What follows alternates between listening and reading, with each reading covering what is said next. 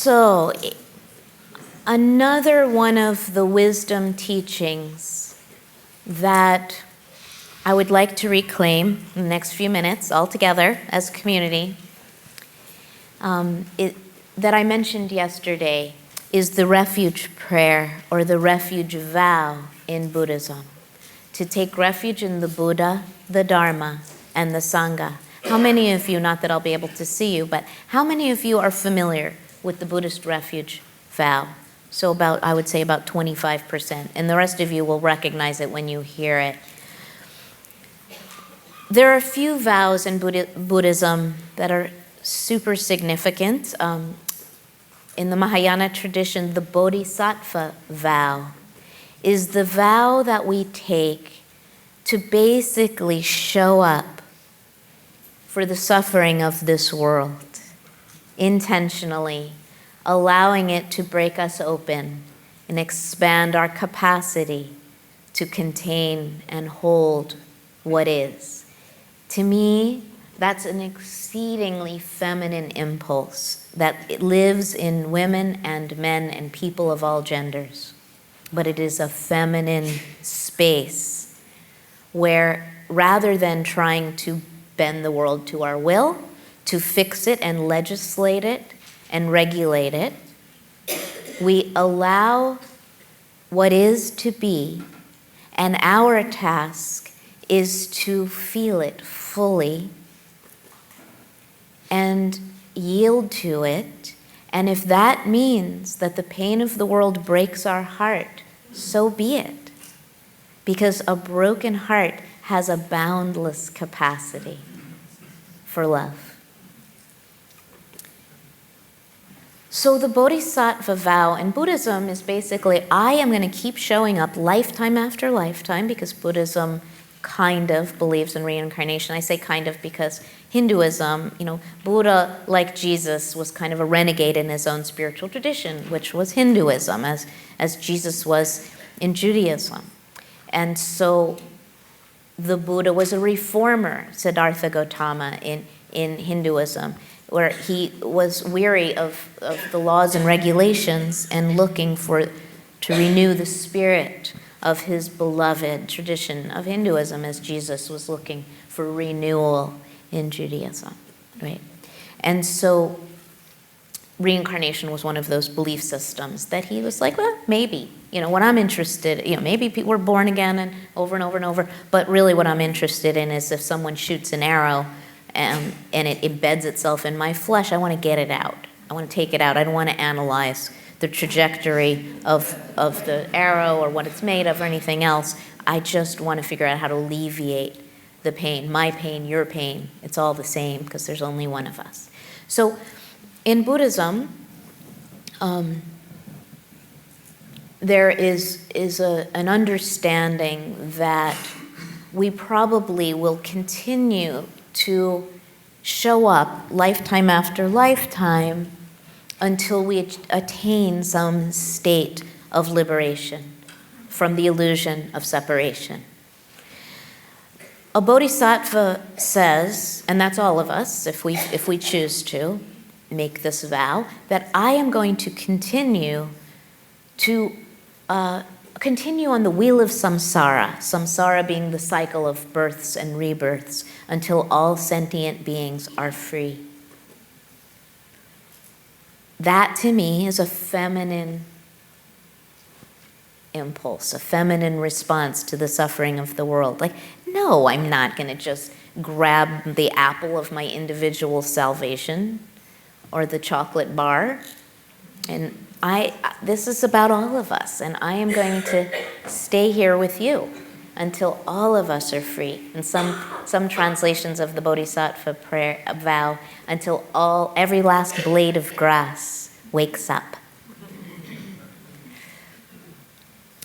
In Judaism, there's this word mitzvah. A mitzvah is a directive, a commandment. There are 613 of them, as far as I know, in Judaism. I don't know hardly any of them, but there are a lot of them. I think I heard 613. And so that just sounds like this: you shall do this and you shall not do that. The Maha mitzvah, I'm mixing up Sanskrit and Hebrew here, is really to keep the Sabbath holy. That's how important it is to rest. But we've mixed it up. The patriarchy has convinced us that the mitzvot, the plural of mitzvah, are these things that we must do, and if we don't do them, we're going to be in big trouble.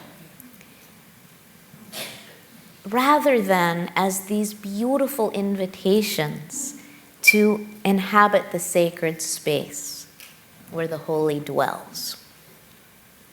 So Shabbat is one of those teachings that I'm inviting us to reclaim through the feminine lens of invitation and refuge. The refuge vow in Buddhism, it says refuge vow. It's sort of an oxymoron because it's inviting you to take refuge, but it's a vow, and you must do it. And if you break it, you're in big trouble. So what about reclaiming the refuge vow in Buddhism that belongs to all of us, not just to Buddhists? That we are invited to take refuge in the Buddha, the Dharma, and the Sangha. What does that mean? To take refuge in the Buddha, traditionally in Buddhism, means looking to the life of the Buddha, like people look to the life of Jesus. What would Jesus do? What would the Buddha do? How to live a life that is a life of wholeness and nonviolence and peacemaking and mercy and truth-telling and all of those wonderful attributes that this man, Siddhartha Gautama, embodied. So if we were to turn that lens just a little and look at that through a feminine gaze, we might say to take refuge in the Buddha is to look to women teachers and feminine wisdom beings, and I would add across the spiritual traditions, and see how they live their lives. Now, this idea of perfection is a masculine concept. So the feminine wisdom beings mess up. We're late to work. We are sometimes rude when we're tired and hungry. We wake up in bitchy moods, whatever. That does not preclude being a luminous wisdom being in this world. So that means all of us are luminaries. Take refuge in each other. We're doing the best we can. This room is overflowing with wisdom and love. I've almost never been in a group that felt so awake and so loving. It's extraordinary. So the Buddha is everywhere in this room. Look for the Buddha in the form of woman, even if it's in a non-gendered body or a non-feminine gendered, female gendered body. But look for Buddha as woman. Take refuge in her. Thich Nhat Hanh, as well as many other wise beings, has said that the next Buddha will be the Sangha. So Sangha is community. So we're not looking for some great, wise, smart, perfectly equanimous, is that a dude, peaceful, never gets mad, never whatever, to save us. It's all of us together. So take refuge in the Buddha as women who have something luminous to help show the way. And she may be hidden in plain sight. Take refuge in the Dharma. Traditionally that means the sutras of the Buddha, the discourses that the Buddha gave after his awakening under the Bo tree. Good stuff. Definitely check it out if you haven't already, or return to it.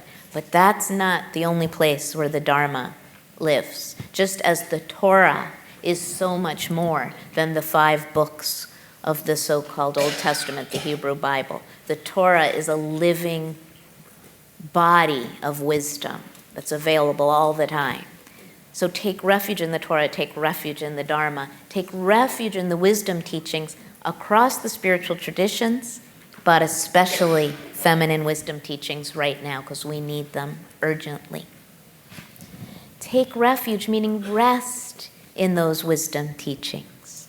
Find them and take refuge in them. And finally, take refuge in the Sangha, most importantly. Take refuge in community, in the circle of intentional gathering for purposes of waking up and stepping up in service in this world. Cannot do it alone. And it doesn't have to be grim activism either, this waking up and stepping up. If it has an element of joy, of celebration, of art and creativity, it's one of the things I just love about this Gladdening Light gathering, is that it weaves in the arts and it opens our hearts. Opens our hearts.